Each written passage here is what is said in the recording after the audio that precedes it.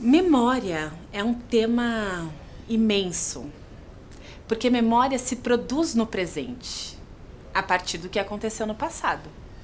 E a memória, ela responde às necessidades do presente. Nesse momento de uma ampliação de tomada de consciência negra, a gente sente muita falta de raiz. Então, ótimo, as pessoas se descobrem negras, se aliam à luta antirracista, compreendem que essa é a nossa demanda principal. Onde elas podem ir? Onde dá para se encontrar? Onde eu encontro os livros? Onde eu encontro as pessoas? Cadê os documentos? Cadê as fotografias? O lugar onde uma ativista de movimento negro viveu por 40 anos, onde aconteceram reuniões importantíssimas do movimento de mulheres negras, onde existiu um terreiro de candomblé, onde existiu reunião de um bloco afro nos anos 80, é algo muito importante, porque tem algo, né, dessa memória que fica impregnada nas paredes.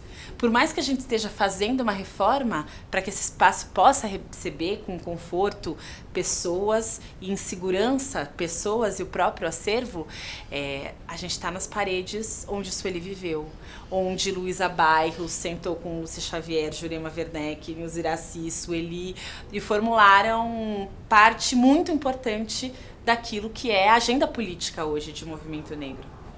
Então, ter essa memória encarnada, materializada, é fundamental.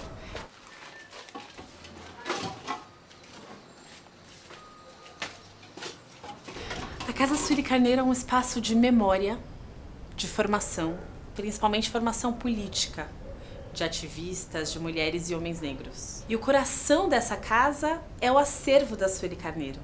Então a ideia é que a gente trabalhe e propague o legado da Sueli a partir da obra dela. Olhar os manuscritos, as diferentes versões, as anotações que ela foi fazendo na lateral, poder na biblioteca, do ladinho do acervo, encontrar os livros que ela usou, abrir o livro e ver a anotação ao lado, isso permite uma compreensão da obra e de uma forma de pensar maravilhosa. Acessar as cartas que Sueli trocou com outros ativistas e intelectuais do mundo todo nos diferentes períodos. Isso vai trazer pra gente possibilidades que até hoje a gente não tem.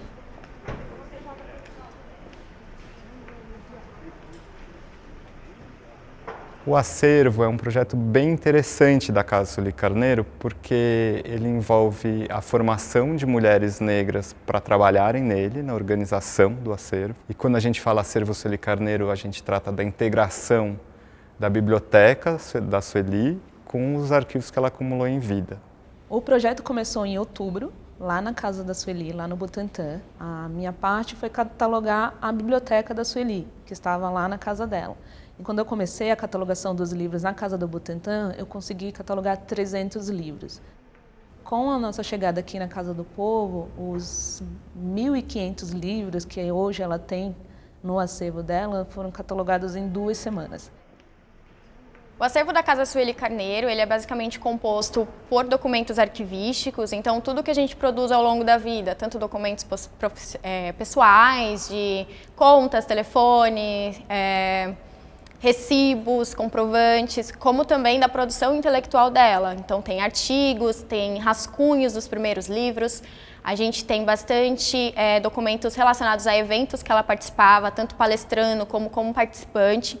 A gente também vai ter muitas fotografias, tanto de viagens em família, aniversários da filha, mas também de viagens onde ela participava de marchas no ativismo, principalmente no ativismo negro e da mulher negra. Hoje, a biblioteca da Sueli Carneiro está totalmente funcional. Temos uma base de dados provisória, mas temos. Ela está catalogada, indexada e eu separei fisicamente nas estantes por assunto. E o fato da gente ter catalogado a biblioteca ajuda muito na hora que a gente vai pegar todos aqueles documentos dela e fazer links. Então, a gente fala, eu já ouvi isso em algum lugar. Eu já li isso em algum lugar, deve ter algum livro. Eu falei, sim, tem. Aí a gente pesquisa na base de dados e fala, está em assunto, está em psicologia. Então eu já sei onde estão os livros de psicologia, então a gente não perde tempo procurando, eu já tenho uma noção de onde eles estão. O acervo como pedra fundamental da casa é uma discussão interessante de ter, porque o acervo ele pode ser uma atividade fim, ou seja, você organiza o acervo do intelectual e aí ele está lá organizado e o pesquisador pode acessar, seja presencialmente, seja virtualmente no site. Mas o acervo, para além de ser uma atividade fim, ele pode ser uma atividade meio. E essa é uma proposta bastante interessante da Casa Sueli Carneiro, uma atividade meio. A partir do acervo da Sueli, que questões a gente pode levantar do ativismo antirracista e feminista na história do Brasil e na história do mundo? Porque a Sueli é uma intelectual de envergadura que ela tem uma rede intelectual que vai à África, Europa, América do Norte, América Latina. Então, usar o acervo da Sueli como um meio para discutir temas do ativismo antirracista e feminista no Brasil é bem interessante. Ouvir o nome da Sueli Carneiro, eu já tinha ouvido. Mas conhecer a Sueli, eu conheci justamente por causa da biblioteca dela. E mexe comigo. É um autoconhecimento. Eu conheço ela agora, não só pelo nome, mas eu conheço a dimensão que é ela como pessoa e ela para o movimento negro. Eu acho que agora eu conheço o movimento negro, sabe? Eu acho que essa é uma grande mudança e eu acho que eu vou conhecer mais ainda. Então, o querer ler, o querer conhecer, isso me deixa muito feliz. E é justamente por causa desse trabalho. Se não fosse por ele, eu não...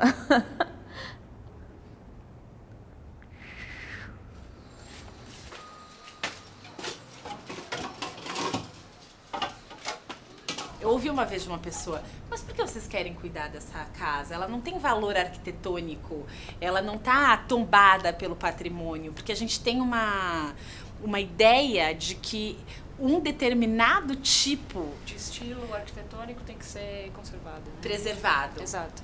E para nós, não. Para nós, um sobrado geminado de uma mulher negra que vem da classe trabalhadora é uma memória a ser preservada, porque essa é a história da maior parte da população brasileira, daquela que teve acesso à moradia e à casa. A casa geminada, que é muito comum em São Paulo, né? E esse processo de gentrificação que expulsa as pessoas dos bairros originais em que elas nasceram e que a cultura foi criada. Você gentrifica não só as pessoas, mas você gentrifica também a cultura, né? Os costumes. Então, acho que também o projeto traz isso também, né? De preservar essa memória e o legado da Sueli. E o projeto teve esse desafio, né? De juntar e tentar preservar a história do que ocorreu dentro da casa com o que pode ainda acontecer.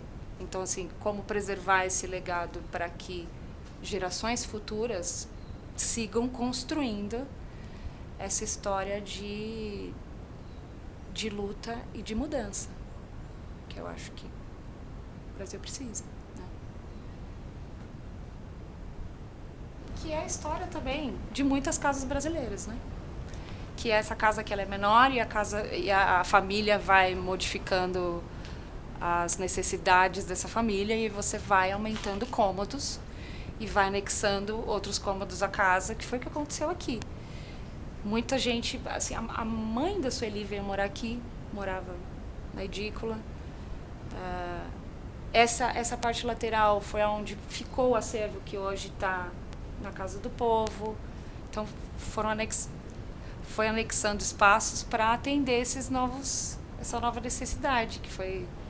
E agora a gente está fazendo mais uma mudança para uma outra necessidade, mas que é evolução de todo esse histórico. A mim emociona muito saber o que aconteceu aqui nesse espaço e pensar nessa casa como esse encontro também de temporalidades. Então a gente vai estar o tempo todo em contato com aquilo que aconteceu aqui e o que virá, o que está por vir. O que vai acontecer daqui para frente é algo que a gente não pode prever, mas a gente pode imaginar, a gente pode sonhar. E essa imaginação política é algo fundamental para a gente agora.